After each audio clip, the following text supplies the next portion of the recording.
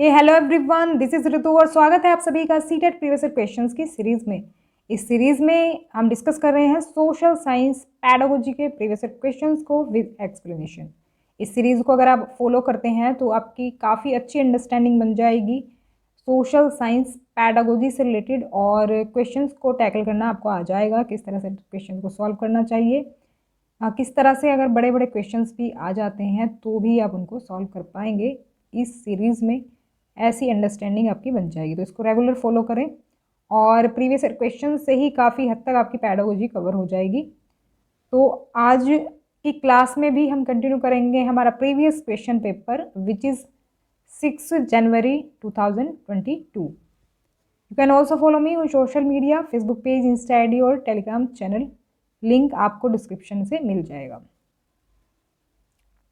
तो first question आज की क्लास का है, आपको असहयोग आंदोलन की चर्चा अगली कक्षा में करनी है। घटना या फिर घटनाओं की समझ विकसित करने के लिए आप निम्नलिखित में से किस पहलू पर सबसे अधिक जोर देंगे। अगर आप नॉन कॉरपोरेशन मूवमेंट डिस्कस करना चाहते हैं तो आप कौन से पहलू पर इसमें जोर देंगे, ये यहाँ पर 5 पॉइंट्स आपको दे दिए गए हैं। सही आपको इसमें से चूज करना है जिस पॉइंट के थ्रू आप इस टॉपिक को क्या कर सकते हैं, अच्छे से समझा सकते हैं। तो यहाँ पर अगर सही ऑप्शन की मैं बात करूँ तो हो जाएगा option number 1 only A, B, C, D। तो यहाँ पर जो स्टार्टिंग के पॉइंट्स हैं इनको ही अगर आप इंक्लूड कर लेंगे, सॉरी D तक अगर आप इनको इंक्लूड कर लेंगे तो ये जो घटना है ना नॉन कॉरपोरेशन मूवमेंट की, ये बच्चों को अच्छे से समझ में आ जाएगी, यानी कि कंसेप्ट इसका क्लियर हो जाएगा, आत्मसात वो कर लेंगे इस टॉपिक को।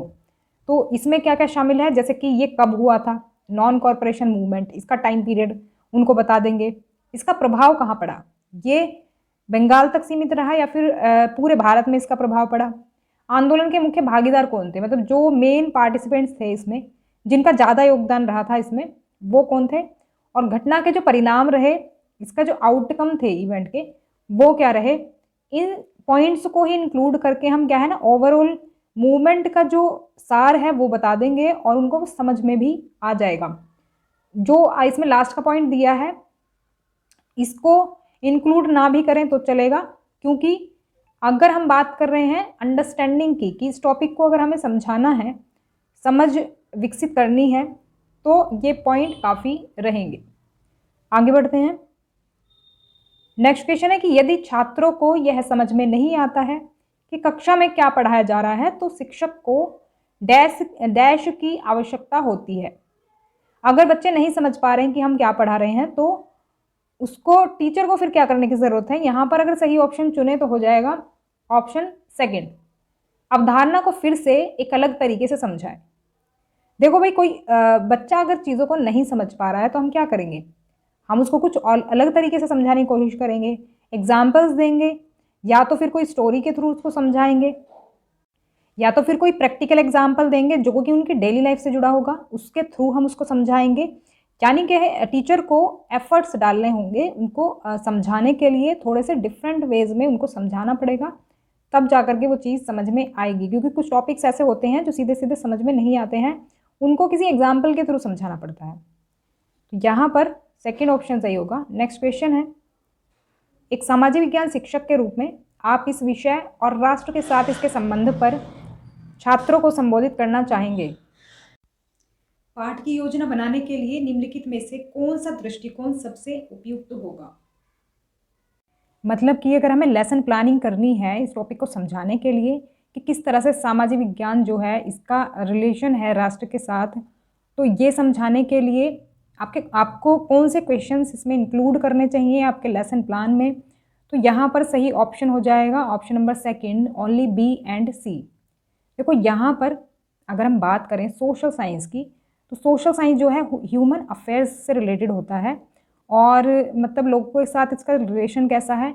अब क्योंकि हम लोगों से रिलेटेड ही अगर क्वेश्चंस लेंगे, यानी कि जो रियल लाइफ है उससे कनेक्टेड जो एग्जाम्पल्स लेंगे या क्वेश्चंस लेंगे, उनसे जोड़ करके अगर इन चीज़ों को हम समझाएंगे तो बेहतर तरीके से ये नेशन के साथ जो रिलेशन है वो समझाने में हेल्प मिलेगी। तो लोग राष्ट्र के साथ स्वयं को कैसे जोड़कर देखते हैं, इस पर स्थानीय धारणाओं को शामिल करना। लोकल जो परसेप्शंस हैं उनको हम इंक्लूड करेंगे तो हम इस टॉपिक को अच्छे से समझा पाएंगे। राष्ट्र की कल्पना करने के कई तरीकों से जो है चर्चा में हम शामिल करें, तो ये दोनों जो ऑप्शंस हैं यहाँ पर सही हो जाएंगे। नेक्स्ट क्वेश्चन है, निम्नलिखित में से किस व्यक्ति के लेखन को द्वितीयक स्रोत के रूप में जिम्मेदार ठहराया जा सकता है? तो ये कुछ राइटर्स हैं और इनके बारे में हमसे पूछा है, इनकी जो राइटिंग्स हैं उनके आधार पर हमसे पूछा है कि किसको हम द्वितीयक स्रोत के रूप में मान सकते हैं। यहाँ पर सही ऑप्शन हो जाएगा ऑप्शन नंबर 4, रिचर्ड इवांस। ये मैं बता देती हूँ इसका आंसर ये क्यों है। रिचर्ड इवांस जो है इन्होंने ज़्यादातर हिस्ट्री से रिलेटेड टॉपिक लिए हैं अपनी राइटिंग्स में, जो इन्होंने लिखा है, लेखन काम जो किया है, लेखन कार्य हिस्ट्री से रिलेटेड टॉपिक लिए हैं। अब देखो जो हिस्ट्री है वो इनके टाइम पीरियड की तो है नहीं, उससे पहले की टाइम पीरियड की इन्होंने ली है। तो देखो जो द्वितीयक स्रोत होते हैं वो कहीं ना कहीं प्राइमरी सोर्सेज से लिए जाते हैं, तो प्राइमरी सोर्सेज से लिए जाते हैं, लेकिन जो प्राइमरी सोर्सेज होते हैं वो फर्स्ट हैंड इन्फॉर्मेशन होती है, फर्स्ट हैंड जिसका कि खुद से किसी ने एक्सपीरियंस किया हो। अब ये जो इन्होंने राइटिंग्स की हैं, जो लेखन किया है, वो हिस्ट्री के बारे में, वॉर के बारे में किया है, जो कि इनका खुद का आंखों देखा एक्सपीरियंस नहीं है, तो इसीलिए इसको हम क्या रखेंगे, द्वितीयक स्रोत के रूप में रखेंगे। प्राइमरी और सेकेंडरी सोर्सेज में मैंने आपको पहले ही बताया है, एक बार और बता देती हूँ क्या क्या चीज़ें इंक्लूड होती हैं। इसमें आपके कुछ मैन्युस्क्रिप्ट्स आते हैं, डायरीज आती हैं और जर्नल्स आते हैं, और मैप्स, स्पीचेस या फिर इंटरव्यूज़ की बात करें, या फिर जो डॉक्यूमेंट्स जो गवर्नमेंट द्वारा प्रोवाइड कराए जाते हैं वो प्राइमरी सोर्सेज में आते हैं। और सेकेंडरी में जनरली सेकेंडरी सोर्सेज में वो चीज़ें आती हैं जो कि प्राइमरी सोर्स से ली जाती हैं।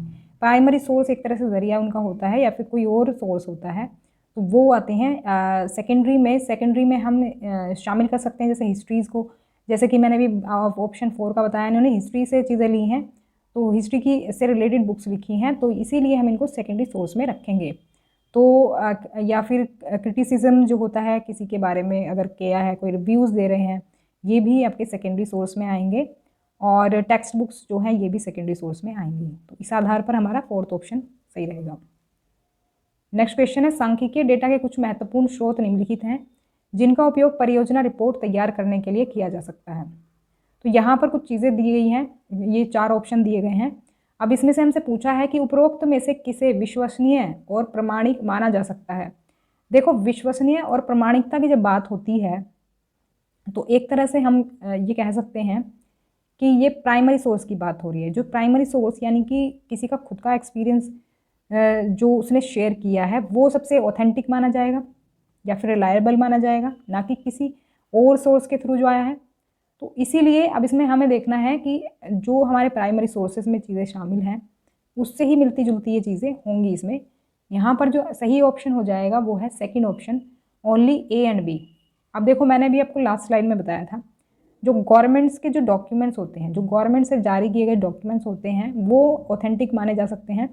तो इसीलिए जो राज्य या केंद्र सरकार के द्वारा जो डॉक्यूमेंट मिलेंगे और हमें इससे रिलेटेड जो है देखना है, सांख्यिकी डेटा के सोर्स हमें देखने हैं जिनको कि ऑथेंटिक हम मान सकते हैं, तो हम मान सकते हैं राज्य सरकार और केंद्र सरकार की रिपोर्ट्स को, क्योंकि समाचार पत्र और विकिपीडिया जो है उतने ऑथेंटिक नहीं है जितने कि गवर्नमेंट डॉक्यूमेंट्स होते हैं। तो यहाँ पर सेकेंड ऑप्शन करेक्ट हो जाएगा। नेक्स्ट क्वेश्चन है, सामाजिक विज्ञान की कक्षा में आमतौर पर निम्नलिखित प्रश्नों का उपयोग किया जाता है, उन्हें चुने जो आलोचनात्मक सोच विकसित करने की अधिक गुंजाइश प्रदान करते हैं। देखो ये क्वेश्चन आपको हर क्लास में मिलेगा पेडागोजी की, और मैं इसके बारे में बहुत बार बता चुकी हूँ कि या तो गहराई से बच्चे इसमें सोचते हैं या तो फिर अलग अलग तरीक़ों से सोचते हैं। मतलब कि ऐसा नहीं, इसमें कोई लिमिटेड आंसर नहीं होता है कि सीमित कोई आपसे कोई किसी चीज़ के बारे में पूछ लिया कि इसको क्या कहते हैं, ऐसा कोई आंसर नहीं होता इसमें। जबकि आपके इसमें विचार एक तरह से डेवलप होते हैं, आप अपने विचारों को इसमें व्यक्त करते हैं और डिफरेंट वेज में आप सोचते हैं। तो यहाँ पर सही ऑप्शन हो जाएगा option number 1, only A, B and C. तो यहाँ पर अगर आप देखें, यहाँ पर ए है, वर्तमान चुनाव किस प्रकार जनपदों में शासकों के चयन के तरीकों से भिन्न है, ये क्वेश्चन यहाँ पे पूछा गया है। तो इसमें एक तरह से आपके विचार जो है इसमें डेवलप होंगे, आप खुद से सोचेंगे इसके बारे में, जो आपकी नॉलेज है उसके आधार पर। फिर है, आप कम्मा करो के सदस्य थे, अपने राजा को एक पत्र लिखिए जिसमें आप भाग ले सकें। कम्मा करो क्या होता है, ये लैंडलेस लेबर, एग्रीकल्चरल जो है लेबर थे, तो उनको कहा जाता था कम्मा कर। तो आपको उस जगह पर रखकर पूछा गया है कि आपको अपने राजा को पत्र लिखना है। जिसमें आप भाग ले सकें। फिर है दासों और कम्माकरों को गणों में भाग लेने की अनुमति नहीं देने के क्या कारण हो सकते हैं। तो इसमें भी आपको अपने दिमाग पर जोर डालना पड़ेगा, गहराई से आप सोचेंगे या फिर डिफरेंट वेज में आप सोचेंगे। तो इसीलिए इन तीनों जो क्वेश्चंस हैं इनसे आपकी जो क्रिटिकल थिंकिंग डेवलप होने के चांसेस ज़्यादा हैं। तो यहाँ पर देखो लिमिटेड आंसर हो जाएगा डी वाले ऑप्शन का। लिमिटेड कैसे कि वे कौन से समूह थे जो गणों की सभा में भाग नहीं ले सकते थे। ये आप किताब से रट करके आंसर दे सकते हैं या फिर इसका एक लिमिटेड आंसर है। तो लिमिटेड आंसर जिसका नहीं है, जिसमें आपके विचार डेवलप होते हैं, गहराई से सोचने पर आपको मजबूर करता है वो क्वेश्चन, उस तरह के क्वेश्चंस होते हैं जो कि डेवलप करते हैं क्रिटिकल थिंकिंग। नेक्स्ट क्वेश्चन पर बढ़ते हैं। निम्नलिखित में से कौन सा प्रश्न छात्रों के प्रक्रियात्मक ज्ञान का आकलन करने का प्रयास करता है। Which of the following question try to assess the procedural knowledge of students. देखो जैसा कि आपको क्वेश्चन में ही दिख रहा है, प्रोसीजरल नॉलेज यानी कि एक प्रोसीजर की ये बात करता है जिसमें किसी चीज़ के बारे में उसका पूरा प्रोसेस बताया जाए, जैसे कि हाउ टू डू समथिंग या फिर the procedure to do something, कुछ करने का की प्रक्रिया क्या है, पूरा प्रोसेस क्या है उसका, स्टेप बाय स्टेप, या फिर किसी काम को कैसे करें। अगर उसमें कुछ इस तरह से चीज़ें पूछी जाती हैं तो वो जो क्वेश्चंस हैं वो डेवलप करते हैं आपका प्रोसीजरल नॉलेज, या फिर आप उससे उसका असेसमेंट भी कर सकते हैं इस नॉलेज का, इस तरह के क्वेश्चन से कि किसी की जो प्रोसीजरल नॉलेज है वो कितनी डेवलप है। तो यहाँ पर जो सही ऑप्शन हो जाएगा ऑप्शन नंबर 4 होगा, A, C एंड E। तो यहाँ पर अभी इन क्वेश्चंस की बात करें तो यहाँ पर A, C और E। तो यहाँ पर इन क्वेश्चंस का जब आप आंसर देंगे ना तो स्टेप बाय स्टेप आप बताएंगे इसका प्रोसीजर क्या है करने का, या फिर इस चीज़ के बारे में अगर आप बताना चाहते हैं सकल घरेलू उत्पाद का जो अनुमान है कैसे लगाया जाता है, इसका प्रोसीजर आप बताएंगे, स्टेप बाय स्टेप बताएंगे। वैसे ही शिशु मृत्यु अनुपात मातृ मृत्यु अनुपात से किस प्रकार भिन्न है ये भी आप बताएंगे। और भारत में पंचायत चुनाव कराने की प्रक्रिया का वर्णन, अगर आप पंचायत चुनाव कराने की प्रक्रिया का वर्णन करेंगे तो किस तरह से होता है। पहले नॉमिनेशन होते हैं, उसके बाद जो प्रोसेस है किस तरह से चुनाव इलेक्शंस जो होते हैं, वोटिंग की प्रक्रिया होती है, फिर जो वोटों की गिनती होती है, उसके बाद जो है सिलेक्शन होता है, कि पूरा जो प्रोसीजर है उसमें क्या करेंगे आप स्टेप बाय स्टेप बताएंगे। तो इसमें क्या होगा, प्रोसीजरल नॉलेज जो है उसका असेसमेंट हो पाएगा इन क्वेश्चंस के थ्रू। तो यहाँ पर ये फैक्ट पर आधारित नहीं है ये वाले क्वेश्चन, यानी कि इनका कोई आंसर नहीं है कि आपने रट करके एक जो है कोई आंसर दे दिया कि इसको क्या कहते हैं, ये कैसे होता है। तो इसमें क्या है, कैसे एक तरह से आंसर, इसमें कैसे का आंसर दिया जाता है, कैसे ये चीज़ होती है, पूरा प्रोसेस उसका बताया जाता है। नेक्स्ट क्वेश्चन है, निम्नलिखित में से कौन सा प्रश्न मेटाकॉग्निटिव ज्ञान का आकलन करने का प्रयास करता है। Which of the following question attempt to assess metacognitive knowledge. तो इसमें सही आंसर की अगर बात करें तो ये हो जाएगा option number 3 B, D and E। B, D and E। देखो इसमें जो है, इसमें आपको इन क्वेश्चंस के थ्रू आप क्या करते हैं, आपको ये चीज़ का जो ये मेटाकॉग्निटिव नॉलेज होती है, अगर आपके अंदर ये एबिलिटी है तो आप किसी भी प्रॉब्लम को सॉल्व करने का तरीका आपको पता चलता है कि how to solve this problem, या फिर how to do this task, किसी भी टास्क को करने का आपको तरीका पता चलता है। तो ये एबिलिटी अगर आपके अंदर है तो यानी कि मेटाकॉग्निटिव नॉलेज आपके अंदर है, और इस तरह के क्वेश्चंस का आंसर आप कर पाते हैं तो क्या हुआ है, आपका जो असेसमेंट है वो हो जाता है इनके थ्रू, इन क्वेश्चंस के थ्रू मेटाकॉग्निटिव नॉलेज का असेसमेंट हम कर सकते हैं। तो यहाँ पर आप अगर देखें तो अपने इलाके में एक हाशिए के समुदाय की पहचान करें, ये एक तरह से सेल्फ नॉलेज भी होती है, जैसे जिसमें ये जो थिंकिंग की एबिलिटी होती है वो खुद से थिंकिंग की एबिलिटी होती है। जिस तरह से आप क्रिटिकल थिंकिंग में सोचते हैं ना गहराई से या फिर डिफरेंट वेज में, वैसे ही इसमें भी होता है कि खुद की नॉलेज एक तरह से आपकी होती है, सेल्फ थिंकिंग के थ्रू आप इसमें आंसर करते हैं। तो आपके इलाके में जो हाशिए पर एक समुदाय है, यानी जो मार्जिनलाइज कर दिया, जिसको अलग थलग कर दिया गया है, उसकी आपको पहचान करनी है। तो इसमें आपकी खुद की नॉलेज यूज़ होगी ना, आपकी खुद की थिंकिंग यूज़ होगी इसका आंसर करने के लिए। इस समुदाय के सदस्य के रूप में अपनी भावनाओं को व्यक्त करने के लिए कविता या गीत लिखें या एक पोस्टर आदि बनाएं। तो इसमें आप अपने क्या करेंगे, विचार व्यक्त करेंगे खुद से ही। तो सेल्फ थिंकिंग का आप इसमें यूज़ करते हैं जब आप आंसर करते हैं। फिर यह है, आप भारत में किसी भी चाय बागान के इतिहास को देखें, जांच करें कि इनमें श्रमिकों का जीवन कैसा है। वृक्षारोपण नील के बागानों में श्रमिकों के समान या उससे भिन्न था। देखो इसमें भी आपको खुद की थिंकिंग यूज़ करनी है आंसर करने के लिए। विद्रोह को बहादुर शाह जफर के समर्थन का लोगों और शासक परिवारों पर क्या प्रभाव पड़ा, तो ये भी आपको खुद की थिंकिंग से ही आंसर इसका करना है। इसको एक तरह से हम नॉलेज ऑफ सेल्फ भी कह सकते हैं, खुद की जो नॉलेज हमारे पास है, हमने किसी चीज़ के बारे में सीखा, जब जो अब तक का हमारे पास ज्ञान है, अब हम उसको कैसे यूज़ कर रहे हैं, नॉलेज ऑफ सेल्फ। तो यहाँ पर करेक्ट ऑप्शन हो जाएगा ऑप्शन नंबर 3। नेक्स्ट क्वेश्चन, निम्नलिखित में से कौन सा प्रश्न संज्ञानात्मक प्रक्रिया के विश्लेषण पहलू का आकलन करता है। ये आपका लिया गया है कॉग्निटिव डोमेन से, ब्लूम की टैक्सोनॉमी से। और ब्लूम की टैक्सोनॉमी से देखो कोई भी टॉपिक नहीं है कॉग्निटिव प्रोसेस का जो कि छूटा हो, हर किसी टॉपिक से पूछा जाता है, चाहे वो नॉलेज हो, अंडरस्टैंडिंग हो, एनालिसिस हो, एप्लीकेशन हो, इवैल्यूएशन हो या फिर सिंथेसिस हो। ये 6 स्टेप्स हैं इसके, और इनमें से किसी ना किसी से क्वेश्चन पूछा जाता है, तो इसको प्रिपेयर कर लें अच्छे से। ब्लूम की टैक्सोनॉमी आपकी सोशल साइंस में ज़रूर पूछी जाती है किसी ना किसी तरीके से। सही ऑप्शन यहाँ पर हो जाएगा option number 2 B and C. तो देखो यहाँ पर मैंने आपको बताया था जब हम एनालिसिस करते हैं तो चीज़ों को हम क्या करते हैं, छोटी छोटी टुकड़ों में तोड़ करके देखते हैं। प्रॉब्लम का जो है सोल्यूशन अगर हमें निकालना है, किसी चीज़ के बारे में बताना है, तो हम उसको क्या है एक तरह से छोटी छोटी चीज़ों में बांट करके देखते हैं और उन चीज़ों के बीच अंतर भी कर पाते हैं, या फिर उनमें देखते हैं समानताएं क्या है या फिर उनमें अंतर क्या है, इन चीज़ों का हमें पता चलता है। तो इन क्वेश्चंस में अगर आप देखेंगे तो अंतर की बात हो रही है या फिर डिफरेंस की बात हो रही है, जैसे कि नागरिक अधिकार अधिनियम 1964 या फिर सूचना का अधिकार अधिनियम 2005 से किस प्रकार भिन्न है। तो 2 एक्ट दिए गए हैं यहाँ पर आपको, और दोनों एक्टों में एक तरह से अंतर आपसे पूछा गया। अब देखो दोनों में अगर आपको अंतर पता होगा, यानी कि आपकी नॉलेज होगी इतनी या आपने उसको समझ लिया है अच्छे से, तो ही आप उसका एनालिसिस कर पाएंगे।